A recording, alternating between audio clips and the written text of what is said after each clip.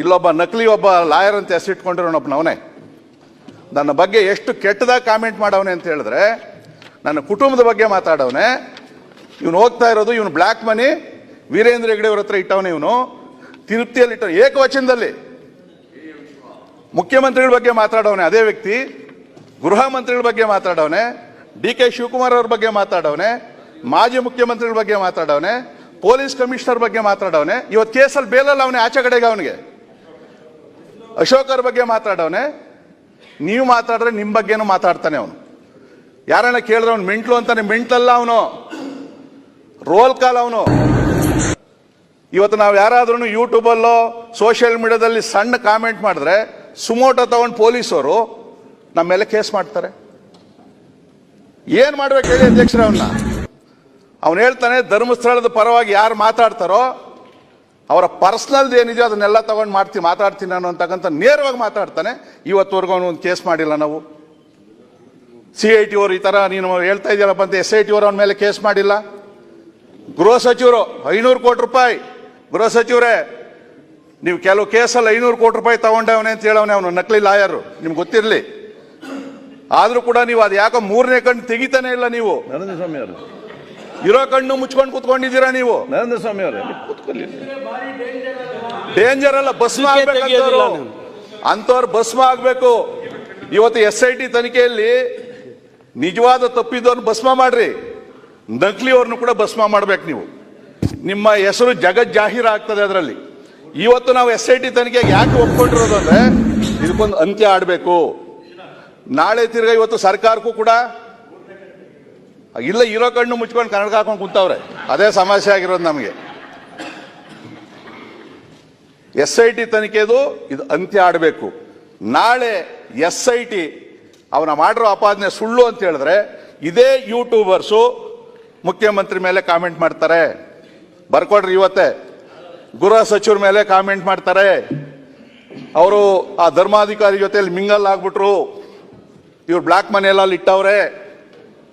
ಮಾಡಲಿಲ್ಲ ಅಂತಂದ್ರೆ ಕೇಳ್ರಿ, ಅವ್ರು ಏನು ಹೇಳಿದ್ರು ಕೂಡ ಇದನ್ನ ಅಂತ್ಯ ಆಡಬೇಕಾಗ್ತದೆ. ಕೊಲೆ ಅಂತೂ ಆಗಿದೆ, ಯಾರೋ ಒಬ್ಬ ಮಾಡವನೆ. ಈ ಥರದ್ದು ಇಡೀ ರಾಜ್ಯದಲ್ಲಿ ಎಷ್ಟು ಕೊಲೆಗಳು ಅತ್ಯಾಚಾರ ಆಗಿಲ್ಲ, ಎಷ್ಟು ಹೆಣ್ಮಕ್ಳ ಬಗ್ಗೆ ಈ ಗ್ಯಾಂಗ್ ಮಾತಾಡ್ತಾವ್ರೆ. ಸೇಮ್ ಸೌಜನ್ಯ ಹೇಳ್ತಾರೆ, ಬೇರೆ ಹೆಣ್ಮಕ್ಳ ಬಗ್ಗೆ ನೀವು ಮಾತಾಡ್ಬೇಕಲ್ಲ. ಇದು ಇರ್ತಕ್ಕಂಥದ್ದು. ಅದ್ರ ಹುನ್ನಾರ ಏನು ಅಂತ ಹೇಳ್ತಾವೆ, ಅರ್ಥ ಮಾಡ್ಕೊಬೇಕು. ಮತ್ತೆ ಇವತ್ತು ಏನು ನಮ್ಮ ಬಗ್ಗೆ ಆಗಲಿ, ಆ ಕಡೆ ಇರೋರ ಬಗ್ಗೆ ಈ ಕಡೆ ಇರೋರ ಬಗ್ಗೆ ಒಬ್ಬ ನಕಲಿ ಲಾಯರ್, ಅವನು ಲಾಯರ್ ಎಲ್ಲ, ಅವನು ಲಾಯರ್ ಅಂತ ಹೆಸರು ಇಡಬಾರ್ದು. ಅವನ ಮೇಲೆ ಆದರೂ ಕೇಸ್ ಹಾಕಬೇಕು. ಕೇಸ್ ಕೊಡ್ರಿ ಅಂತ ಹೇಳ್ತಾರೆ.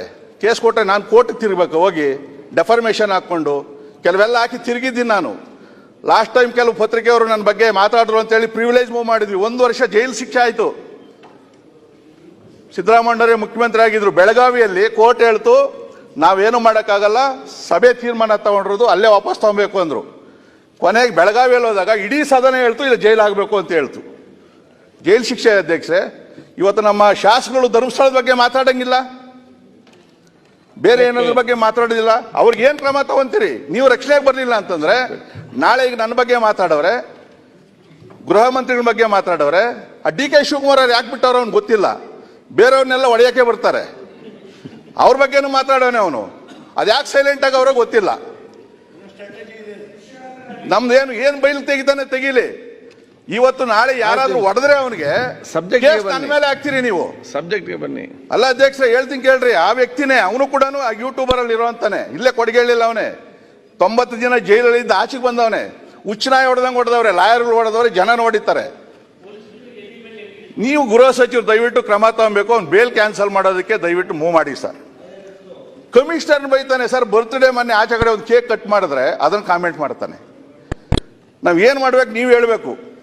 ನೀವು ಇಲ್ಲಿ ಆದೇಶ ಕೊಟ್ರೆ ಬಾಯಿ ಮುಚ್ಚಿಸೋದು ಗೊತ್ತು ನನಗೆ. ಇಲ್ಲ ನಮ್ಮ ಹುಡುಗರು ಯಾರೋ ಮುಚ್ಚಿಸ್ತಾರೆ.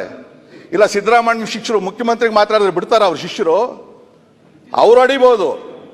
ಅಲ್ಲಿ ಹೊಡೆದ ಕೇಸ್ ನನ್ನ ಮೇಲೆ ಬರ್ತದಲ್ಲ. ಸದನದಲ್ಲಿ ನೀನೇ ಮಾತಾಡಿರೋದು ಏನೋ ಮಾಡ್ತೀನಿ ಅಂತೇಳಿ FIR ನಂದು A1 ಬರಬಾರ್ದು. ಇಲ್ಲ ನೀವು ಕ್ರಮ ತಗೊಳ್ರಿ.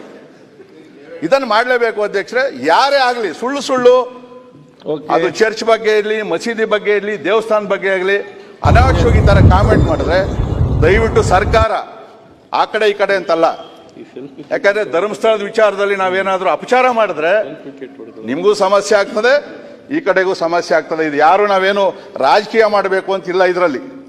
ಇದನ್ನು ಬಹಳ ಸೀರಿಯಸ್ ಆಗಿ ತಗೊಬೇಕು. ಯಾವನ ಯೂಟ್ಯೂಬರ್ ಮಾತಾಡ್ತಾನೆ ಸಂಬಂಧಪಟ್ಟದನು ಓಕೆ ಅವನ್ನೆಲ್ಲ ಸುಮ್ಮನೆ ಇಟ್ಕೊಂಡಿದ್ದೀವಿ ನಾವು. ಇದನ್ನ ಕಠಿಣ ಕ್ರಮ ತಗೊಬೇಕು ಅಧ್ಯಕ್ಷ. ಧನ್ಯವಾದಗಳು. ಸಭಾಧ್ಯಕ್ಷರೇ ಈಗ ಕೈ ಎತ್ತಿ ಈಗ ನಿಂತ್ರೆ ಆಗ್ತದ